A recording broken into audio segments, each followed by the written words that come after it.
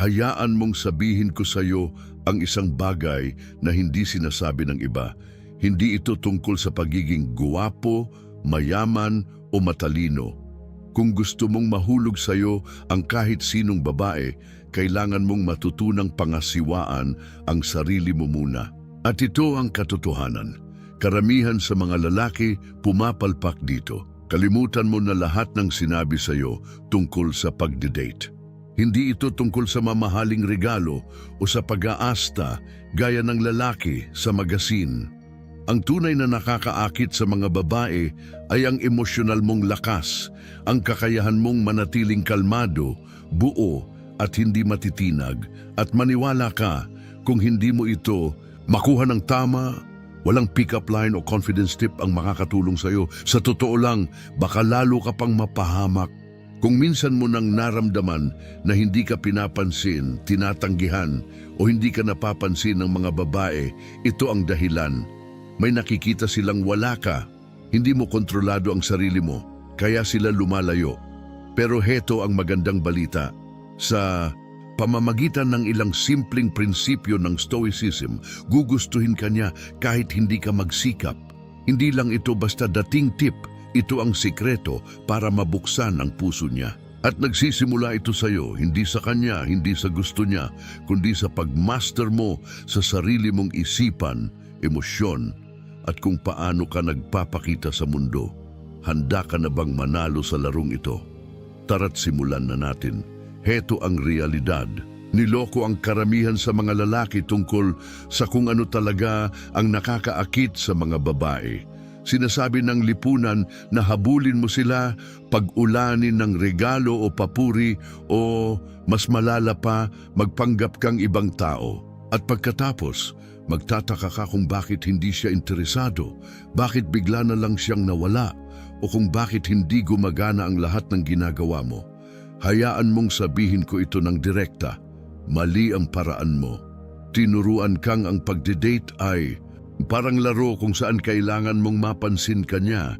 Pero heto ang totoo, habang mas pinipilit mong mapanalunan siya, lalo mong nawawala ang sarili mo at nararamdaman niya yon. Ramdam ng mga babae kapag hindi ka totoo. At habang mas sinusubukan mong i-impress siya, lalo siyang lumalayo. Panahon na para itigil ang paghabol at simulan ang pag-akit. At ang tanging paraan para tunay na maakit siya ay ang pagmaster sa sarili mo.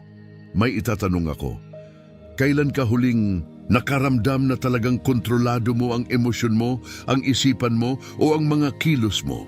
Kung katulad ka ng karamihan sa mga lalaki, malamang ay palagi kang reaksyon lang sa paligid mo, sa mood niya, sa mga sinasabi niya, sa mga sinusubok niya. Pero paano kung sabihin ko sa iyo na ang sikreto para hindi lang makuha ang atensyon niya kundi mapanatili ito ay ang pagiging matatag sa loob, ang emosyonal na hindi matitinag, hindi ito panloloko. Isa itong pilosopiyang libu-libong taon na Stoicism. Maaaring nagtataka ka, ano naman ang kinalaman ng sinaunang pilosopiya sa pagdidate? Lahat. Ang Stoicism ay hindi tungkol sa pagtitimpi ng emosyon o pagiging parang robot. Ito ay tungkol sa pagmaster ng mga emosyon mo. Kapag hindi ka na reaktibo sa lahat ng bagay, kapag kaya mong manatiling kalmado at buo, anuman ang nangyayari, doon ka niya napapansin. Hindi ang lalaking pakul o laging nagpapatawa, kundi ang lalaking grounded, alam kung sino siya, at hindi naghahanap ng pag-apruba. Isipin mo ito, pumasok ka sa kahit anong sitwasyon, unang date man o seryosong relasyon na may taglay na kalmadong kumpiyansa na nagpaparamdam ng seguridad sa kanya.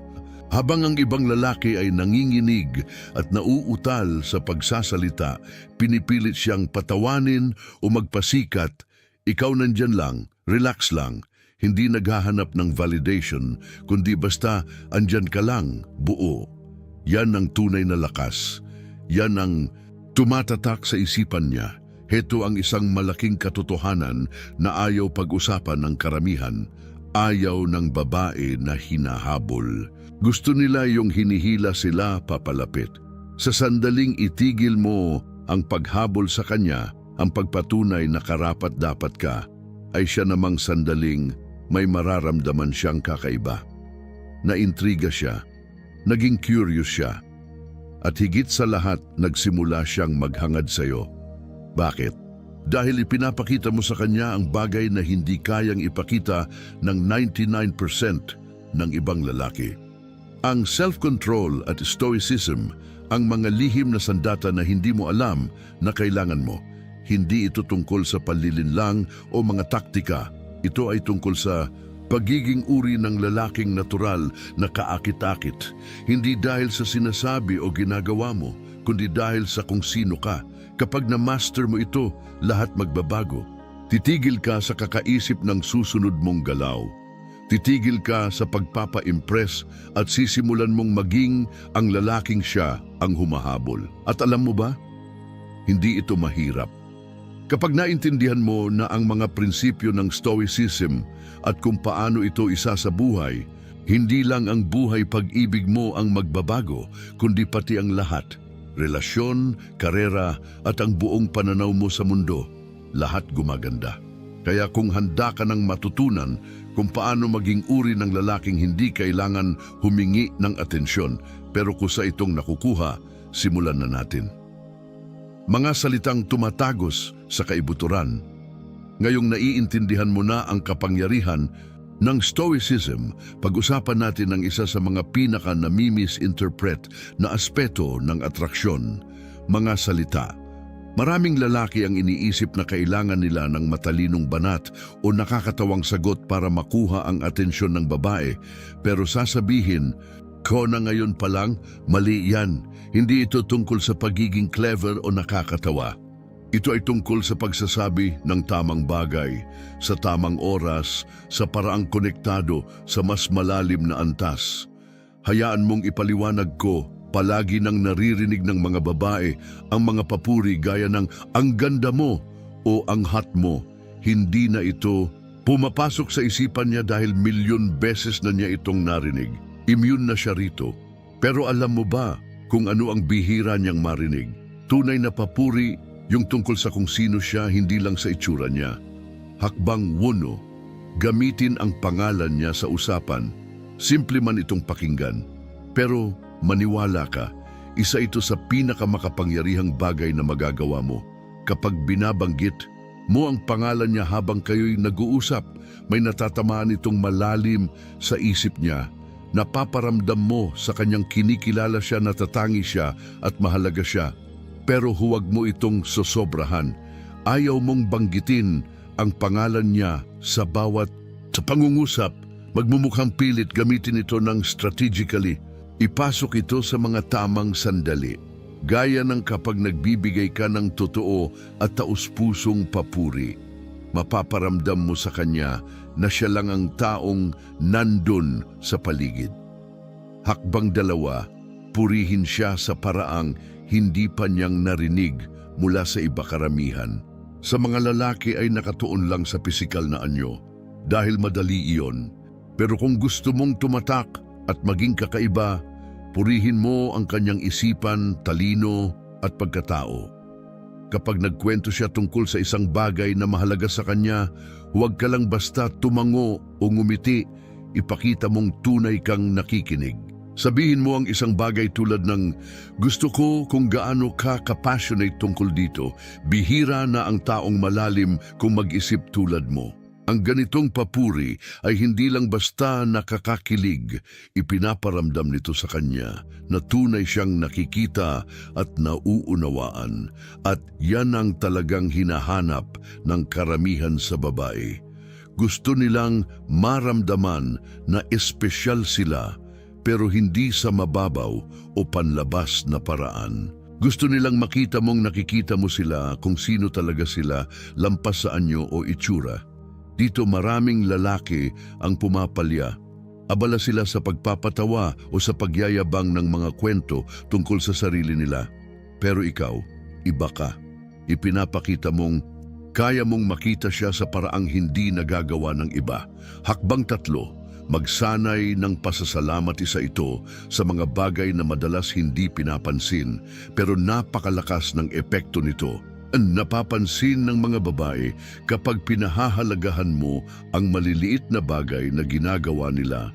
Kung may ginawa siyang mabuti o maalaga para sa iyo, huwag mo lang balewalain, kilalanin mo ito. Ang simpleng salamat ay malayo ang mararating, pero huwag mo lang basta sabihin ito. Dapat totoo. Kapag ipinapakita mong taos-puso kang nagpapasalamat, napaparamdam mo sa kanya na mahalaga siya. At sa mundong kung saan madalas baliwalain ng mga lalaki ang mga babae, game changer yan. Ngayon, pag-usapan natin ang isang bagay na karaniwang ginagawa ng mga lalaki. Tigilan ang sobrang paghingi ng paumanhin. Madalas ko itong makita, mga lalaking laging humihingi ng sorry kahit wala naman silang ginawang mali, na para lang iwas gulo o mapanatili ang katahimikan. Hayaan mong sabihin ko ito, ang sobra-sobrang paghingi ng paumanhin ay nagpapakita ng kahinaan. Mas nirerespeto ng mga babae ang mga lalaking tinatanggap ang mga aksyon nila at tumatayo sa paninindigan nila. Kaya humingi ka ng paumanhin kung talagang kailangan, pero huwag kang hihingi ng paumanhin dahil lang sa kung sino ka. Mga aksyon na nakaangkla sa stoicism, mahalaga ang mga salita, pero kalahati lang yan ng kabuuan. Mas mahalaga ang mga gawa mo. Pwede mong sabihin lahat ng tamang bagay, pero kung hindi ito tumutugma sa ginagawa mo, tapos na ang laro. Diyan pumapasok ang stoicism. Tinuturuan tayo ng pilosopiyang ito na ang mga kilos natin ay dapat sinadya, nakaangkla, at nanggagaling sa isang kalmadong panloob na kumpiyansa.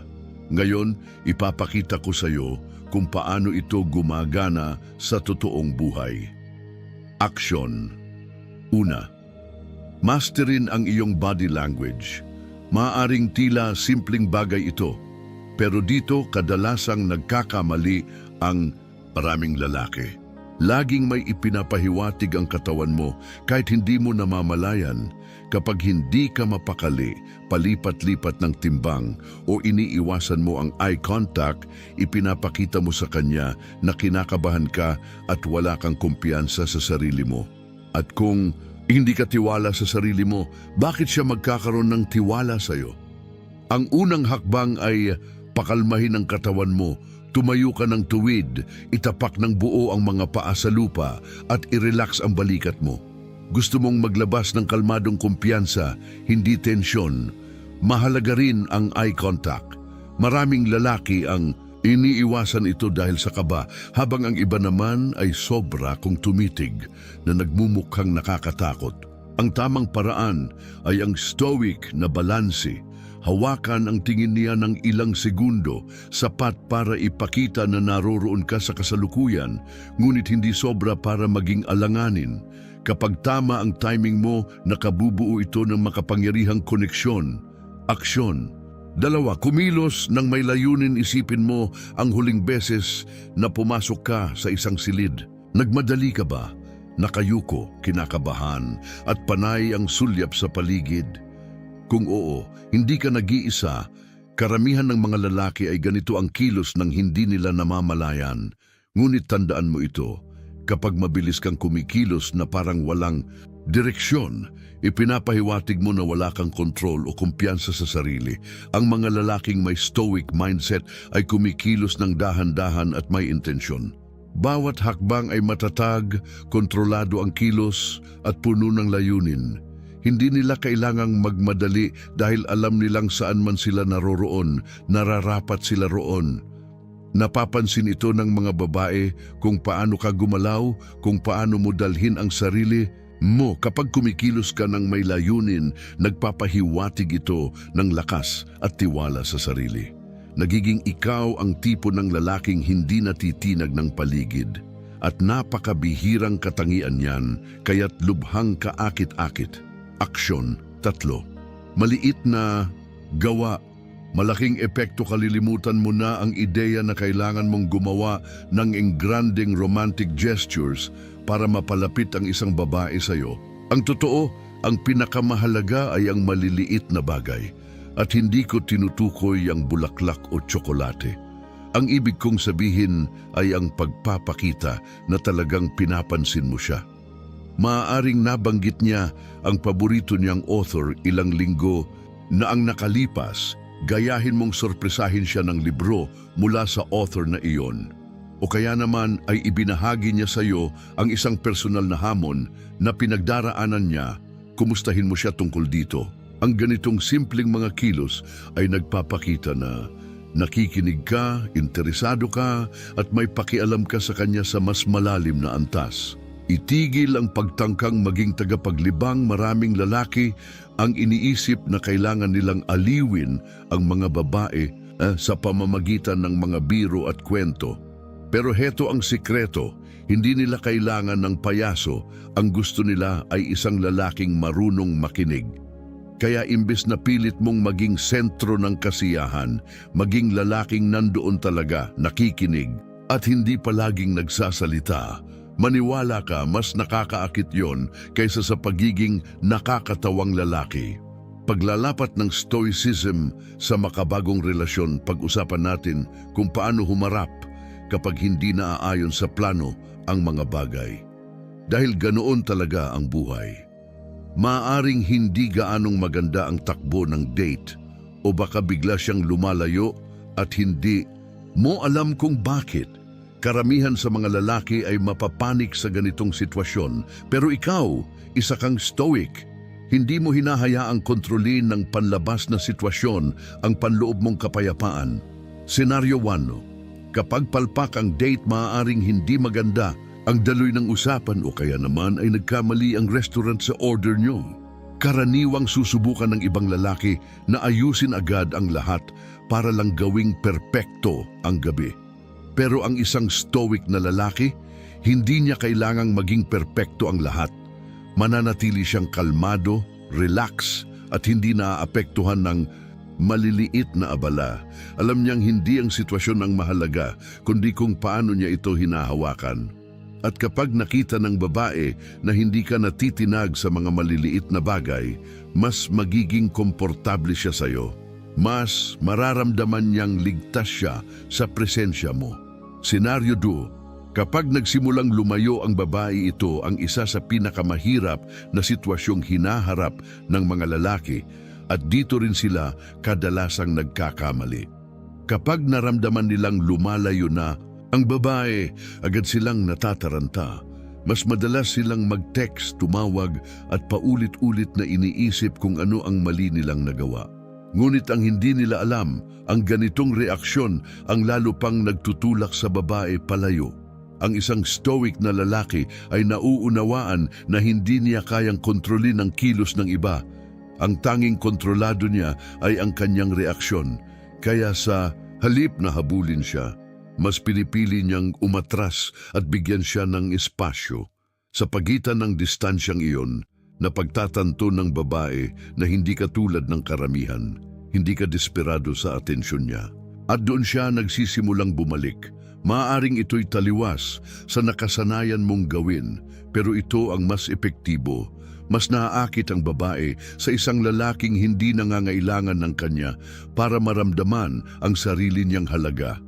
Kapag ipinakita mong hindi ka natatakot na mawala siya at buo ka bilang ikaw, anuman ang mangyari, nagbabago ang buong dinamika. Bigla siya na ang hahabol sa iyo. Maging totoo sa iyong sarili sa huli. Walang saysay ang lahat ng ito kung hindi ka tapat sa sarili. Marahil ilang beses mo na itong narinig, pero heto ang paliwanag. Ang pagiging totoo sa sarili ay hindi nangangahulugang pagiging kampante, tamad o pagtanggi sa pag-unlad. Ang ibig sabihin nito ay tanggapin mo ang kabuuan ng kung sino ka, pati ang mga kahinaan mo, at ipakita mo iyon sa bawat sitwasyon. Tigilan mo na ang pagtangkang maging lalaking sa tingin mo'y gusto niya. Sa halip, maging pinakamahusay na bersyon ng sarili mo at pagkatiwalaan mong ang tamang babae ay maaakit sa iyo dahil doon.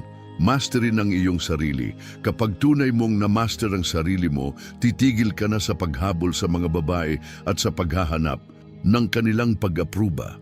Sa halip, isinasabuhay mo ang layunin mo, buo, may direksyon at may paninindigan. At kapag ginawa mo ito, may mangyayaring hindi mo inaasahan. Sila na ang kusang lalapit sa iyo. Hindi dahil sa kung ano ang sinasabi mo o ginagawa mo, kundi dahil sa kung sino ka talaga. Panghuling mensahe, tigilan mo ang paghabol. Tigilan mo ang pagpapasikat. Tigilan mo ang pakikilaro. Sa halip, maging uri ng lalaking natural na ina-attract ang lahat ng gusto niya dahil una niyang natutunang i-master ang sarili niya. Maging kalmado sa gitna ng kaguluhan. Maging bato na sandigan ng iba. At panoorin mong unti-unting magbago ang buong buhay mo, ang mga relasyon mo, ang karera mo, lahat. Nasa kamay mo na ang susi para mabuksan ang puso niya. Hindi ito tungkol sa mga pa-cute o linya sa pelikula. Ito ay tungkol sa pagmaster mo sa sarili mo. Gamitin mo ang natutunan mo, isabuhay mo ito, at masdan mong unti-unting lumapit sa iyo ang lahat ng gusto mo sa buhay. Kung handa ka nang dalhin ito sa mas mataas na antas, mag-subscribe ka na ngayon at sama-sama nating buuin ang klase ng buhay at mga relasyong tunay na nararapat para sa iyo.